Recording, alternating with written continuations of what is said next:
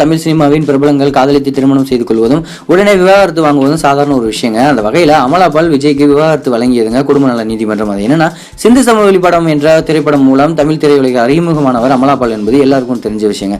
கேரளாவை சேர்ந்த இவரும் பிரபல தமிழ் இயக்குனர் விஜயும் காதலித்து இரு வீட்டாரின் சம்மதத்துடன் கடந்த 2014 ஆண்டு ஜூன் 12 திருமணம் செய்து கொண்டார்கள் என்பது எல்லாருக்கும் தெரிஞ்ச விஷயங்க. திருமணமாகி சில மாதங்களிலே இருவருக்கும் கருத்து வேறுபாடு ஏற்பட்டதும் திருமணத்துக்கு பின்னரும் அமலாபால் தொடர்ந்து நடித்ததாலும் அதற்கு விஜயின் குடும்பத்தினர் எதிர்ப்பு தெரிவித்ததாலும் காரணம் என்று கூறப்படுகிறதுங்க. இது மட்டும் இல்லாமல் இதை அடுத்து விஜயும் அமலாபாலும் சுமூகமாக பிரிவது என்று முடிவு செய்தனார்கள் என்பது எல்லாருக்கும் தெரிஞ்ச விஷயங்க.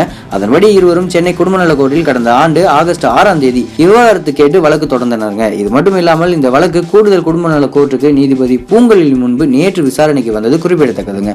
அப்போது விஜய் அமலாபால் இருவரும் நேரில் ஆஜராகி மட்டும் இல்லாமல் ஒரு மனதாக பிரிவதாக கூறி பிரமாண பத்திரங்களை தனித்தனியாக தாக்கல் செய்தனருங்க.